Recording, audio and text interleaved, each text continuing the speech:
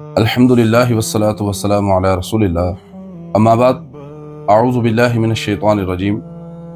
اسلام کے عظیم ترین عقائد میں سے ایک عقیدہ توحید ہے، اور توحید کے تین بڑے حصے ہیں: توحید ربوبیت، توحید الوہیت اور توحید اسماء و صفات۔ آج سے پہلے دو ویڈیوز کے اندر ہم توحید ربوبیت اور توحید الوہیت کو بیان کر چکے ہیں۔ اگر آپ وہ دیکھنا چاہیں تو اسی کی پلے لسٹ کے اندر جا کر آپ کو وہ ویڈیوز آسانی سے مل سکتی ہیں۔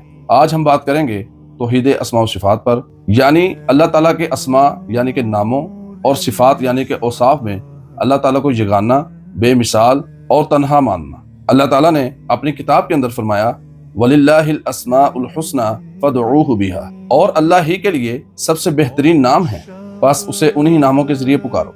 یہ آیت واضح اعلان ہے کہ اللہ تعالیٰ کے تمام نام سب سے اعلیٰ، کامل اور حسین ہیں، اور ان ناموں کے ساتھ وہ صفات بھی آتی ہیں جو اللہ تعالیٰ کی شان کے لائق ہیں۔ توحید اسماء و صفات کا مطلب ہے اللہ تعالیٰ کے ان تمام ناموں اور صفات پر ایمان لانا جو قرآن و سنت میں بیان ہوئے ہیں، بغیر کسی تحریف یعنی بگاڑ کے، بغیر تعطیل یعنی انکار کے، بغیر تمثیل یعنی کہ مثال دینے کے، اور بغیر تکییف یعنی کہ کیفیت بیان کرنے کے۔ یعنی نہ تو ہم ان صفات کا انکار کریں اور نہ ہی ان کے اندر کوئی کمی یا تبدیلی کریں، اور نہ ہی ان کی مثالیں کسی مخلوق کے ساتھ دیں، اور نہ ہی یہ کہیں کہ اللہ تعالیٰ کی فلاں صفات کی کیفیت ایسی ہے یا ویسی، کیونکہ اس کا علم صرف اللہ کو ہے۔ اللہ تعالیٰ کا واضح اعلان ہے لَيْسَ كَمِثْلِهِ شَيْءٌ وَهُوَ السَّمِيعُ الْبَصِيرُ، اللہ جیسا کوئی نہیں، وہی خوب سننے والا اور خوب دیکھنے والا ہے۔ یہ آیت عقیدہ توحید اسماء و صفات کی بنیاد ہے۔ اللہ سننے والا بھی ہے اور دیکھنے والا بھی، لیکن اس کی سماعت اور بصارت مخلوق جیسی نہیں۔ اس کا سننا کامل، بے مثال اور بے نقص ہے۔ سلف صالحین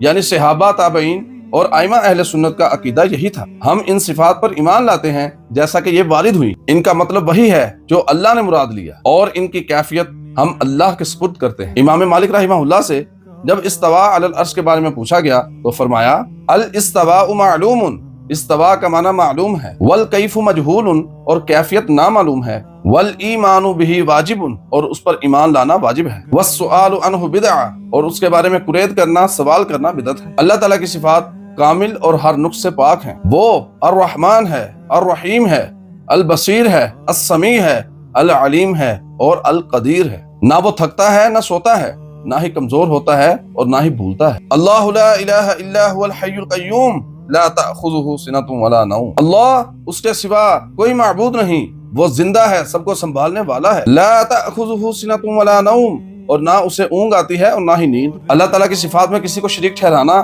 یا مخلوق پر قیاس کرنا شرک اور گمراہی ہے۔ کوئی مخلوق اللہ کی صفت میں شریک نہیں، نہ کوئی اس کی طرح سنتا ہے، نہ دیکھتا ہے، نہ جانتا ہے، اور نہ ہی اس کے علم کا کوئی احاطہ کر سکتا ہے۔ اسی لیے اللہ نے فرمایا وَلَمْ يَكُنْ لَهُ كُفُوًا أَحَدٌ، اس کا کوئی ہمسر نہیں۔ اے ایمان والو، اللہ تعالیٰ کے اسماء و صفات پر ایمان لانا ایمان کا حصہ ہے۔ جتنا مضبوط یہ عقیدہ ہوگا اتنا ہی مضبوط بندے کا اللہ تعالیٰ کے ساتھ تعلق اور اعتماد ہوگا۔ جب بندہ جانتا ہے کہ اللہ السمیع ہے تو وہ اپنی زبان سے محتاط ہوتا ہے۔ جب بندہ جانتا ہے کہ اللہ البصیر ہے تو وہ اپنے ہر عمل میں اللہ کو دیکھنے والا سمجھتا ہے، اور جب جانتا ہے کہ اللہ القدیر ہے تو مایوسی اس کے دل سے ختم ہو جاتی ہے۔ دعا ہے اللہ تعالیٰ ہمیں اپنا صحیح عقیدہ سمجھنے اور اس کے مطابق عمل کرنے کی توفیق عطا فرمائے، اور اللہ ہمیں ان تمام باطل نظریات سے محفوظ رکھے جو اللہ کی صفات میں شرک کا سبب بنتے ہیں۔ آمین یا رب العالمین۔